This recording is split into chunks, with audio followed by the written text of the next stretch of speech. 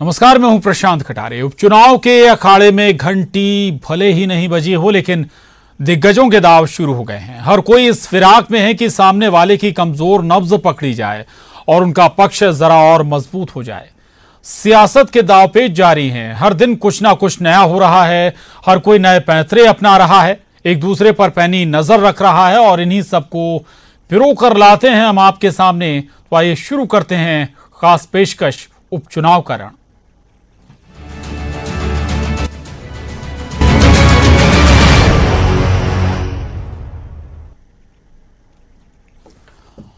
तो उपचुनाव के रण में सबसे पहले बात करेंगे कांग्रेस के मिशन ग्वालियर चंबल की। ग्वालियर में बीजेपी के मेगा शो के बाद अब कांग्रेस की बारी है। कांग्रेस के प्रदेश अध्यक्ष और पूर्व मुख्यमंत्री कमलनाथ अपने ग्वालियर चंबल मिशन पर ग्वालियर पहुंचे। यहां एयरपोर्ट से कमलनाथ का मेगा रोड शो निकला।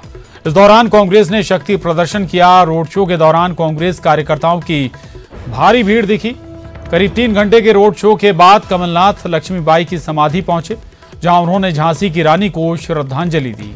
इसके बाद होटल सेंट्रल पार्क में कमलनाथ राजनीतिक, धार्मिक और सामाजिक लोगों से मुलाकात उन्होंने की। अपने 2 दिनों के दौरे के दूसरे दिन यानी शनिवार को कमलनाथ ग्वालियर, ग्वालियर पूर्व और डबरा विधानसभा क्षेत्र के कार्यकर्ताओं के साथ बैठक करेंगे, जिसमें उपचुनाव की तैयारियों को लेकर कार्यकर्ताओं को टिप्स देंगे।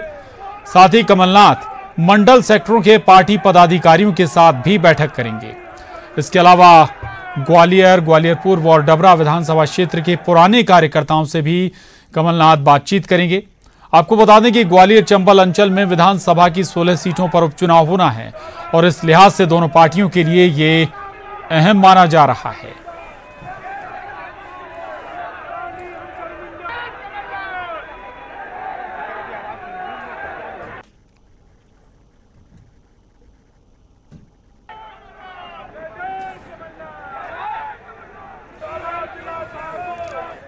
ग्वालियर में कांग्रेस के शक्ति प्रदर्शन और कमलनाथ के रोड शो के विरोध में बीजेपी युवा मोर्चा ने विरोध प्रदर्शन किया। इस दौरान बीजेपी युवा मोर्चा और कांग्रेस कार्यकर्ता आमने सामने आ गए। पड़ाव चौराहे पर कार्यकर्ताओं के बीच झड़प भी हुई और फिर पुलिस को आखिर में लाठीचार्ज भी करना पड़ा। वहीं कांग्रेस कार्यकर्ताओं ने मंत्री प्रद्युम्न सिंह तोमर का घेराव भी किया। ये 3 तस्वीरें आपके टीवी स्क्रीन पर। कांग्रेस ने आज जमकर प्रदर्शन किया ग्वालियर चंबल क्षेत्र में। इस दौरान लाठीचार्ज भी हुआ, पुलिस को बल प्रयोग भी करना पड़ा। वहीं भारतीय जनता युवा मोर्चा ने कांग्रेस का जमकर विरोध प्रदर्शन किया।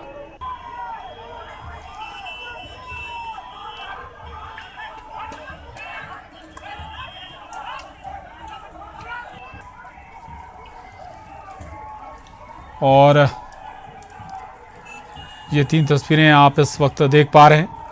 जमकर लाठीचार्ज किया, पुलिस ने यहां पर बल प्रयोग भी किया, क्योंकि आज कांग्रेस बड़ा प्रदर्शन कर रहे। 2 दिन के ग्वालियर दौरे पर हैं पूर्व सीएम कमलनाथ। कमलनाथ का रोड शो भी आप इस अपनी टीवी स्क्रीन पर आप देख पा रहे हैं। यहां पर बैनर पोस्टर भी फाड़ दिए गए। कांग्रेस और बीजेपी के जो कार्यकर्ता थे वो आमने सामने आ गए। और इतना ही नहीं, मंत्री प्रद्युम्न का घेराव भी कांग्रेस कार्यकर्ताओं ने यहां पर किया। माफ कीजिएगा, तो भारतीय जनता युवा मोर्चा के कार्यकर्ता भी यहां पर सड़कों पर नजर आए।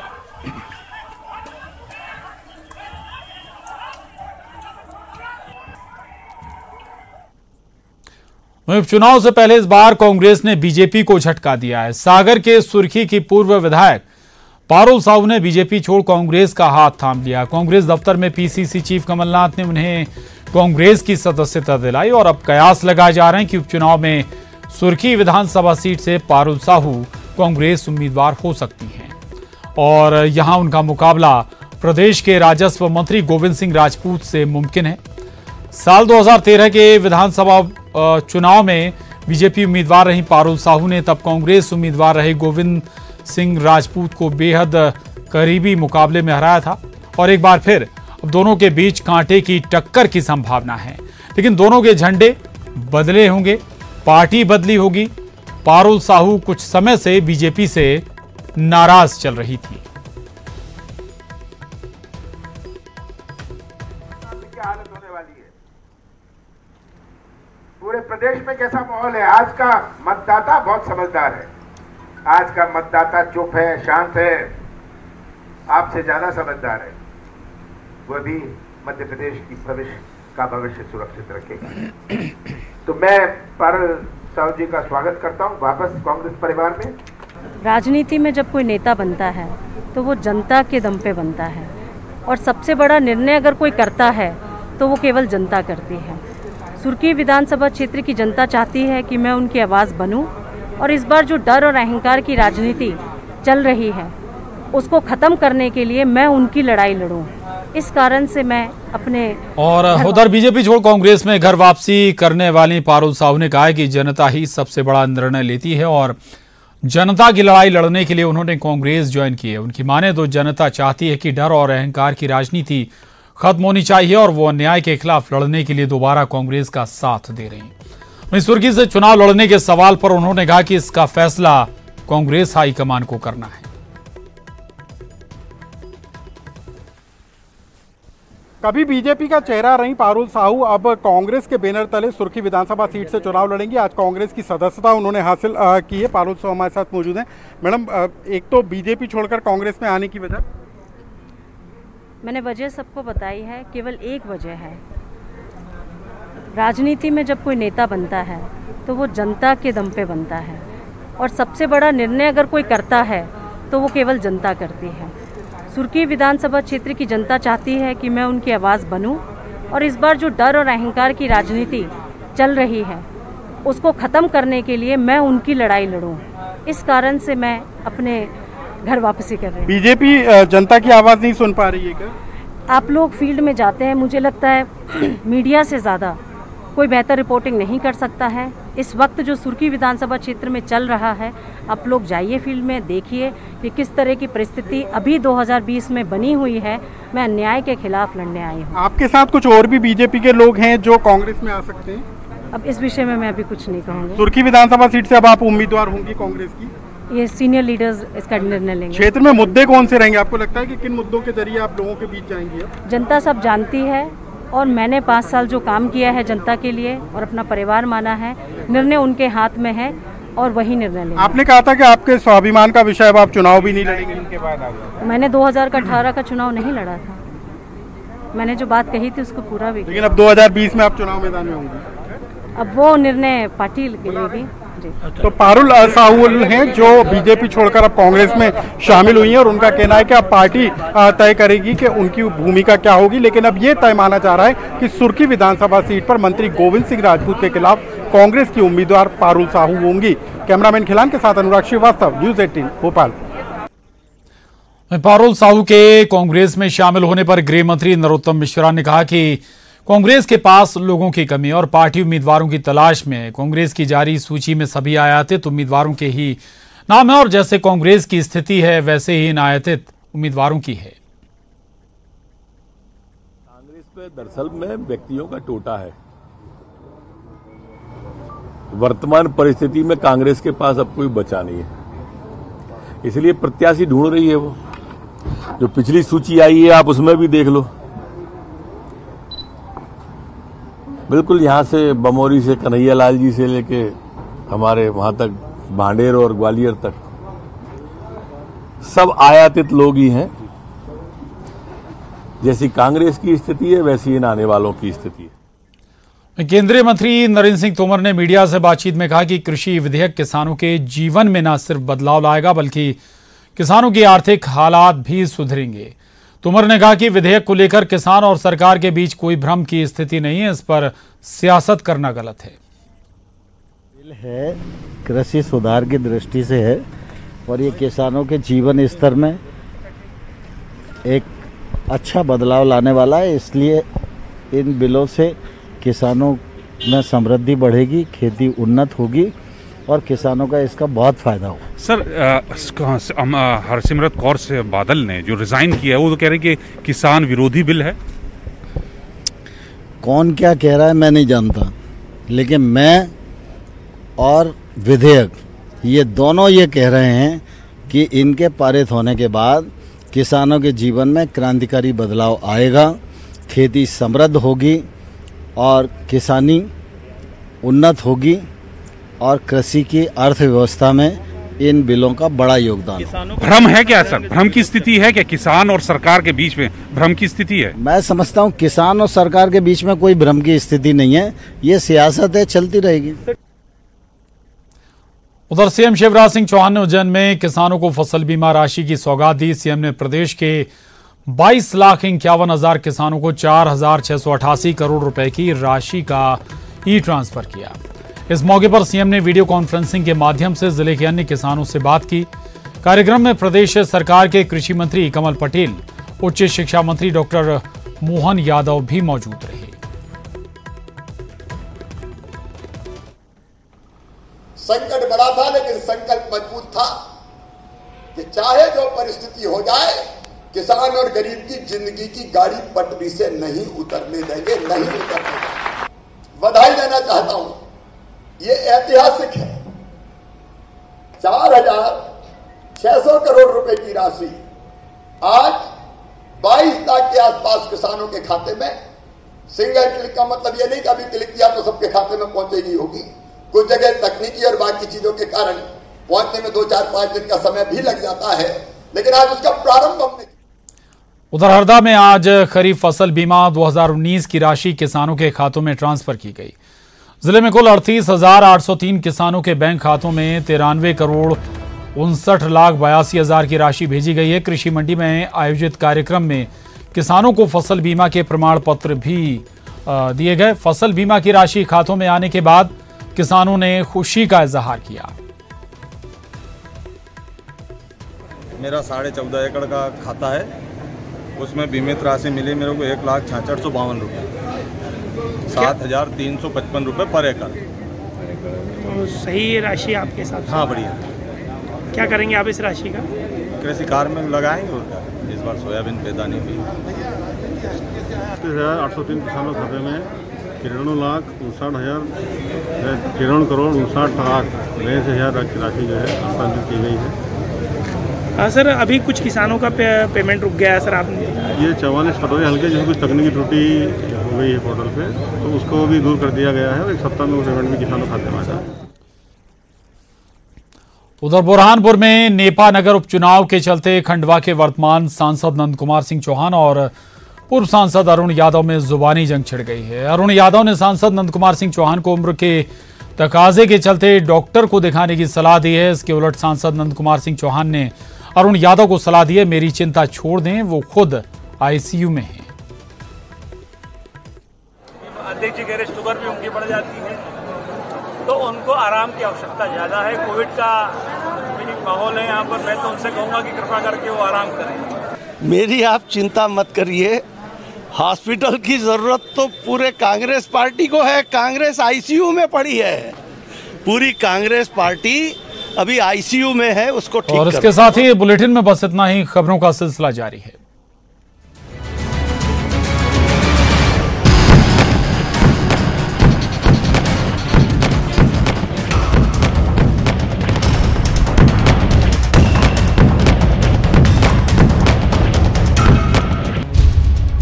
चीन को मिलेगा करारा जवाब।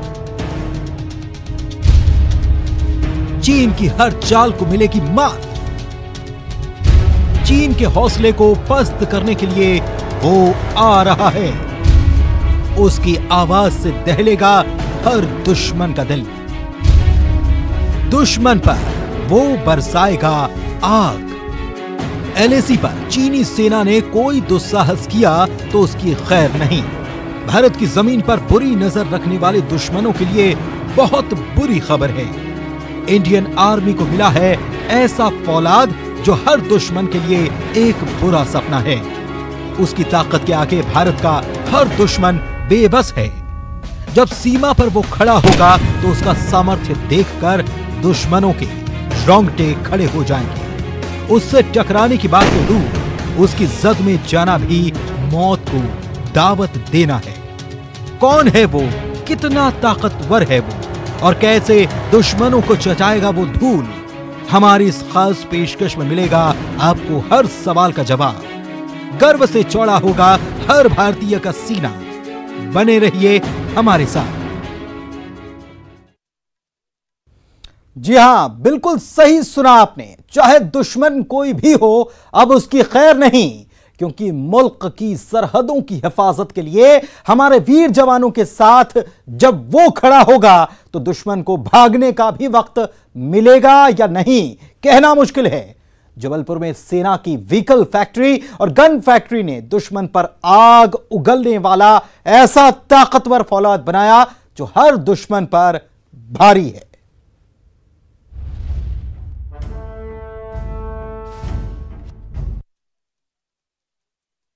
वैसे तो पीठ में छुरा भोंकने वाला चीन की एलएसी पर भारतीय सेना के हौसले के सामने एक नहीं चल रही।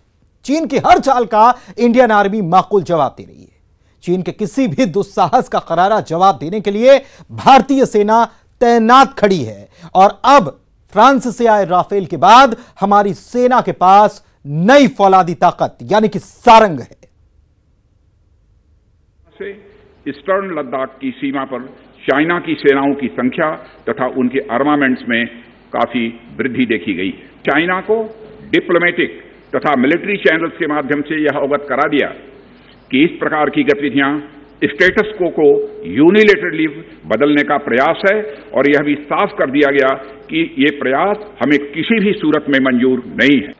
माननीय प्रधानमंत्री जी के बहादुर जवानों के बीच जाने के बाद हमारे कमांडर तथा जवानों में यह संदेश गया है कि देश के 130 करोड़ आदिवासी जवानों के साथ खड़े हैं। रक्षा मंत्री राजनाथ सिंह भारत चीन सीमा विवाद पर देश का रुख साफ कर चुके हैं। भारत किसी भी कीमत पर सीमा पर कोई बदलाव स्वीकार नहीं करेगा। एलएसी पर भारतीय सेना ने सर्वोच्च बलिदान दिया है और जवानों का मनोबल ऊंचा है। हालात तनावपूर्ण हैं, लेकिन एलएसी पर हर चुनौती का देश के जवान डटकर सामना कर रहे हैं। पूर्वी लद्दाख में तैनात जवानों को गोला बारूद से लेकर हर तरह की सुविधाओं से लैस किया गया है और उनके लिए कोई भी कमी नहीं हो पाएगी। रक्षा मंत्री के इस बयान के चंद घंटों के भीतर भारतीय सेना को एक ऐसा फौलाद मिला जिसने सेना की ताकत को कई गुना बढ़ा दिया है। जी हां, इंडियन एयरफोर्स को राफेल की बेशुमार शक्ति मिलने के बाद अब इंडियन आर्मी को सारंग की फौलादी ताकत मिली है। सैन्य वाहन निर्माणी जबलपुर ने भारतीय सेना को पहली खेप में एक साथ 3 उन्नत सारंग तोप सौंपकर इतिहास रच दिया। ये तोपें सेना को सुपुर्द करने के लिए व्हीकल फैक्ट्री जबलपुर ने गुरुवार की शाम 4:30 से 5:30 बजे के बीच ध्वजारोहण समारोह का आयोजन किया। रक्षा मंत्रालय के निर्देश पर सैन्य वाहन निर्माणी में पुरानी 130 mm सारंग तोप को काफी उन्नत बनाया गया है। पुरानी सारंग तोप को उन्नत कर 155 mm का बनाया गया। उन्नत सारंग तोप को सैन्य परीक्षण के लिए लॉन्ग प्रूफ रेंज खमरिया भेजा गया। सैन्य परीक्षण के विभिन्न पैमानों को उन्नत सारंग तोप ने पूरे भरोसे के साथ पार किया। अब सारंग देश की सीमाओं पर दुश्मन के खिलाफ अभियान के लिए तैयार है। सारंग के गोले दुश्मनों पर मौत बनकर बरसेंगे। आपको बताएंगे सारंग की हर खासियत। बने रहिए हमारे साथ।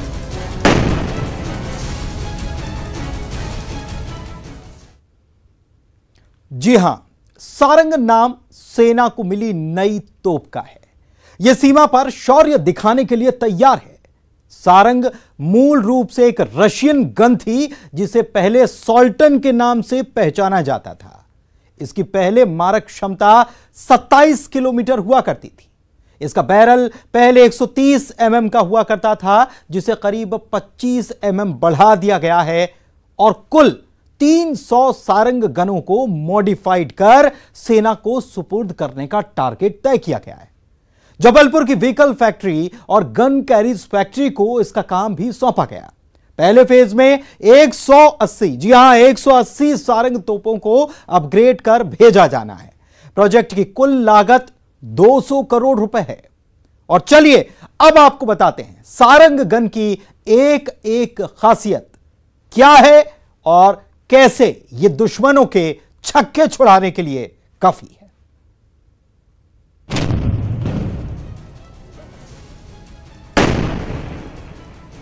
व्हीकल फैक्ट्री जबलपुर ने 3 सारंग तोपों को सेना को सौंप दिया है। जल्द ही इन तोपों की तैनाती सरहदों पर हो सकती है। देश के सबसे ताकतवर तोप धनुष के बाद सबसे उन्नत तोपों की कैटेगरी में सारंग का नाम है। सारंग तोप की मारक क्षमता 40 किलोमीटर की है। सारंग तोप को अंधेरे में भी सटीक निशाना लगाने के लिए अपग्रेड किया गया है।